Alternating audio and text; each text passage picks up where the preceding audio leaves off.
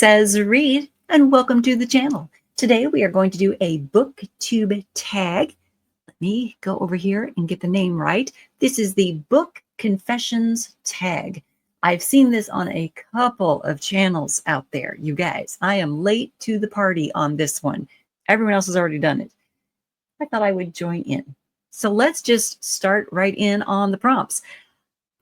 What is an unpopular book opinion or preference that you have? Well, I must confess that I think you can always find something good in a book. Yes. Maybe, I don't know if that's unpopular or not, but I think you can always find something good in a book. It's kind of the motto that we have here at Sandy Says Read. If I discover that I'm looking at a book that I can't find something good in, I just won't talk about it here on the channel. I'm one of those channels that focuses on indie published books as often as possible. Indie published and self-published. Those are the categories I try to focus in on. And I can find good, positive things to talk about in any book. But if there's one that I just can't, then yeah. Then we just won't do it. Now, on the publishing side of this question, I will say, if you are a writer and you are working on your masterpiece and you hire an editor or you have some beta readers that you're working with, once you get their feedback back from them or you get your edits back from them, do not go online and tear them down online. Don't do that. The unpopular opinion? My unpopular opinion is do not go online and complain about a beta reader that you're not even paying or an editor that you are paying. Don't do it. It looks very unprofessional. It looks unprofessional. It looks thin-skinned and unprofessional to do that. I mean, even if you don't agree with what the editor or the beta reader is saying to you, fine. That's fine. You don't have to agree. You don't have to do everything that an editor tells you to do. It's your story. It's your work. It's your dime, right? It's your reputation on the line after you publish that book. But it is just so unprofessional to go out into writing circles online and complain about that editor or whatnot. Okay. That's my unpopular opinion number one. Prompt number two. Has your reading taste changed over the years and how? I must confess that it has. I should also confess that I keep coughing. So I have to keep stopping and drinking this tea that I have. So if this is edited crazily when I'm done here, I'm so sorry. I confess that I'm not good at editing. Okay. Video editing is not my skill set. Okay, so has my reading taste changed? Yes. I know that it has. I know, well, obviously since I was a kid, right? When I was a kid, I read, stuff with talking animals and talking spiders and talking mice. I don't really go for that these days. I'm sure it is still fine. That is still valid stuff, but it's not really my bag anymore, right? My reading taste has changed from that. I do still enjoy fantasy and fantasy works, but I prefer my fantasy more adult these days. I prefer my fantasy have, adult characters with adult dragons. And even if your dragons can talk, that's fine. But adult situations where you're saving the world. And I don't know. I think I'm looking for the stakes to be a little bit higher. That makes sense. Did I really answer that correctly? What else? My reading taste has changed in that I think that my reading tastes have expanded over the years too. I think that now that I have this channel, especially, I'm looking for more types of books to read. I want to read more eclectically than I did in the past. And I still dig fantasy. I still want to read a lot of fantasy works because that's like my comfort zone. I love it. It brings me peace. It brings me comfort to read a good fantasy story. It makes me happy to read a good dragon story. I want to read that. But I want to read other things and expand my horizons. I want to get more classics into my reading schedule as well, because I feel like I've missed out on a lot of classics. So, okay, let's move on to number three. Number 3, what genre do you read to get out of a book slump? Fantasy. All day long. Fantasy will pull me out of a slump. Picking up Jane Eyre and just reading some passages out of Jane Eyre will pull me out of a slump, a reading slump. But I did bring for you to see that Four Dragons, Stargate SG-1 Four Dragons by Diana Drew Botsford. This book pulled me out of an almost reading slump last year. The clock reading challenge needed a number 4. It had a number 4. Anyway, I read this and used it for the clock reading challenge and for the dragon reading challenge, and to pull me out of this like despair that I was in. I was reading a science fiction novel that was just dragging, and I was not enjoying it, and I wanted to DNF it, and I just, it was making me sad. So in the middle of that, I stopped and I read this, and this just like perked me back up, right? Because this was fun, this was good, this was characters I knew and enjoyed, and yeah, so this was fun. I don't know if you would call this fan fiction. I mean, maybe you would call this fan fiction because it's written by a fan, and it's written in the Stargate SG-1 world that's already established. So maybe that's fan fiction. I don't know. But anyway, fan fiction pulled me out of a reading slump last year, right? So what's next? Number 4? Number 4. What are some of your automatic buy authors? And I must confess that Terry Goodkind used to be one of my automatic buy authors. Each time one of his Sword of Truth series novels came out, poof, I was on that. I was, oh my gosh, got to read that, got to grab it, because I really enjoyed that series. So yeah, Terry Goodkind was definitely one of those automatic buy authors. Anything that's being released about the Brontes, or anything where someone's doing like a critical review of, some of their juvenilia, something like that, that is an automatic buy for me. Now, those are being done by different authors, but they're about the Brontes, so that's an automatic buy for me. Number 5, how many chances do you give an author before you won't try them again? Now I don't build a list of authors that I'm not going to read again. I don't really have a list like that. There are books that I have started reading, gotten frustrated with, and stopped reading. That doesn't mean that that author's name went on any sort of list for me to avoid in the future. So I don't necessarily pay attention to, hey, this author is someone I'm not going to purchase in the future. I don't really pay attention to that. Basically, if I'm on Amazon or barnesandnoble.com, or if I'm at Barnes and Noble and I see a front cover that's intriguing to me, and the back cover copy is intriguing to me, and the sneak peek inside, or if I'm at the store and I start reading the first chapter and it's intriguing to me, I'm going to buy it, whether that author has been a disappointment in the past or not. I'm usually not keeping track that closely, and I don't know if I should or not, but it's the book, it's the story, it's the characters, it's that cover image, it's the intrigue, it's the hook. That's what's getting me into the book. Yeah. There you go. Number 6, do you have anything you like to do or listen to while you read?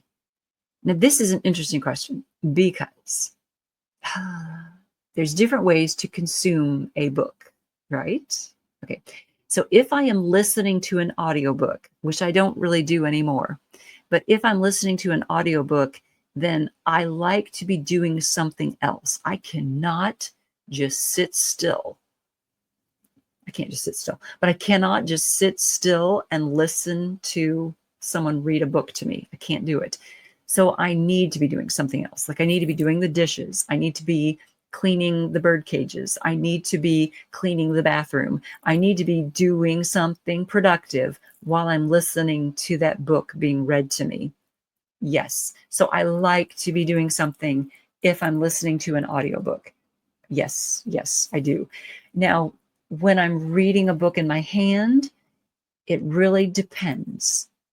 Okay. It totally depends on my mood. It depends on the book. It depends on the like the complexity of the book and what I'm reading. Yeah. And then that, all of that de depends on or dictates what I have going on in the background. I do like to have music playing most of the time. I love to have music in my life. So if I have a book that is familiar to me, like Jane Eyre, if I have a book that is familiar to me, like a book that I've already read and I'm rereading it, if I'm rereading A Christmas Carol, if I'm rereading Jane Eyre, if I'm rereading Helen Keller, if I'm rereading one of the Little House books, I want to have some music playing in the background. It doesn't matter what that music is. Christmas Carol is probably going to be Christmas music, right? But if I'm rereading something that is familiar to me, it doesn't matter what the music is in the background. It's probably not going to distract me from what I'm reading. If I'm reading something that is new, that I've not read before, the music in the background needs to be familiar to me so that it doesn't distract me. It needs to be Duran Duran. It needs to be Pet Shop Boys. It needs to be something from the 80s. It needs to be one of my playlists on Spotify, right? It needs to be familiar enough that it is just going to be in the background. It's just going to be floating there in the background and not distracting me from what I'm reading. Okay. I like to, when I'm writing or when I'm reading, I like to have classical music playing. Chopin, especially, oh my goodness. Chopin's nocturnes specifically are wonderful for when I'm reading. Just anything that is just without lyrics is good for background when I'm reading, if I'm reading something new to me. I just really beat that to death. Oh my gosh. So number 6, got a big long answer. Sorry, guys. Number 7, how far do you read before DNF'ing? Now, I must confess that this is dependent upon the book and what the book is saying to me. I will share with you all, I will confess to you that I was reading Joseph Conrad's Heart of Darkness here within the last 10 years, okay? And it was so appalling to me that I had to DNF it within a couple of chapters. That foray into the mindset of the narrator was so abhorrent to me. I could not continue. I had to put it down. It is hard to offend me. It really is. I mean, narrators are going to narrate. Writers are going to write. Everyone's got their own opinions and the way they view the world. And seeing things through another lens is good for us. We should view things through another lens once in a while.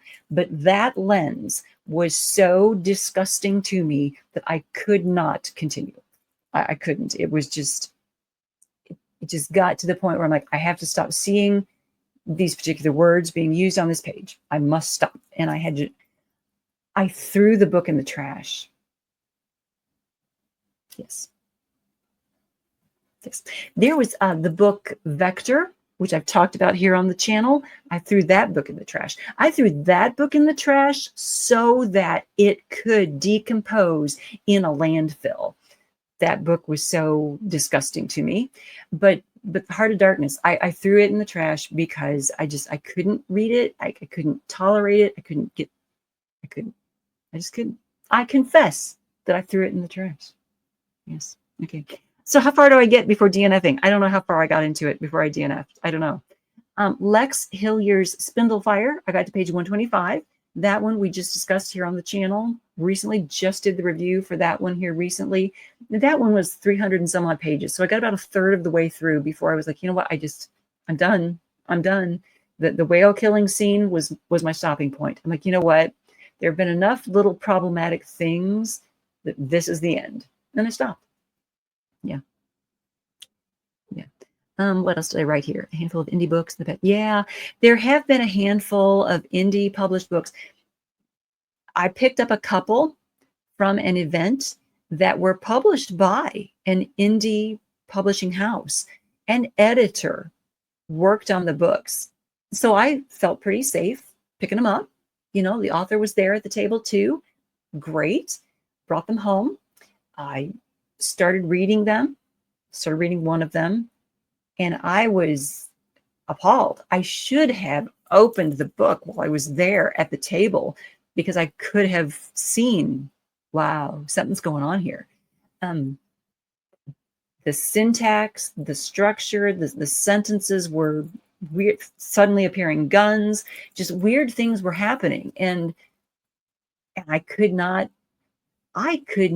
find anything in the first book that I started reading. I couldn't find anything worth talking about on the channel. I couldn't find something good in that book. I was like, oh crap. Okay. Second book, same problem. I'm like, you know what? I can't talk about these on my channel. So I didn't bring them to the channel. I didn't, because I'm not going to drag an indie author on this channel. I'm not going to do that. But I DNF those like within the first couple chapters. Okay, so how far do I read before DNFing? It depends on the book, depends on what's going on. Could be page 125, could be within the first couple chapters, however long those chapters are. Let's move on to prompt number 8, and that question is, do you ever find yourself making the same faces as the characters in the book? Now, I don't think so, but I don't know. And here's why. If I am so into the story that I'm mimicking the characters, then I'm not going to realize I'm mimicking the characters. I'm not going to be out of the story enough to recognize what I'm doing. I mean, if I'm that into it, then I'm not going to be out of it. You see what I'm saying? Are you tracking with me here? I mean, my visceral reaction is going to have to be stronger than making a face for me to notice the reaction. Does that make sense? Like I'm going to have to shiver or say out loud, oh my God. I mean, I'm going to have some visceral reaction other than just smiling like the character smiles or grimacing like the character grimaces. I'm going to have more of a visceral reaction than a facial tick, I think. But here's the thing. If I'm having a visceral reaction, it's taking me out of the story and I'm going to notice it. Does that make sense? I mean, if I'm mimicking the characters, I'm probably in the story. I'm probably really in there. I'm with the author. I'm with the characters. I'm with the story. And I'm not noticing something as simple as smiling along with the character. Right? Because I'm in it. I hope that made sense. I don't know if it makes sense or not. There you go. Prompt number 9 is rereading. Yes or no? Or does it depend? Yes, I reread. Sometimes it depends on how much time I've got and why I'm rereading at this point in my Booktube career. I want to reread Jane Eyre all the time, but sometimes I just get to read like a passage of it. And that's for comfort. That's for just the familiarity of it. Rereading A Christmas Carol happens around the Christmas season because of Christmas and the seasonal reading. But even that I don't do every year. I mean, I just reread A Christmas Carol for the Christmas Reading Challenge in 2024. I did that because I wanted it for the Christmas Reading Challenge of 2024. But I hadn't reread A Christmas Carol for years, probably since college, right? And that's been a hot minute. Okay, so yes to rereading, and it does depend. Prompt number 10 says to tag other booktubers. Now, this is the confession one, right? The book confessions tag, and everyone out there has already done it. I am late to the party. So I don't think there's anyone that I can tag who hasn't already done this. But you guys, if you're watching this out there and you have not already done this tag, if you haven't already participated, please consider yourself tagged. Please tag along. Please participate. Please do it as well. Please consider yourself part of the party. You can do this too. All of us can do this. Is that it? Thumbs up for confessing our bookish sins. Thank you so much for tuning in.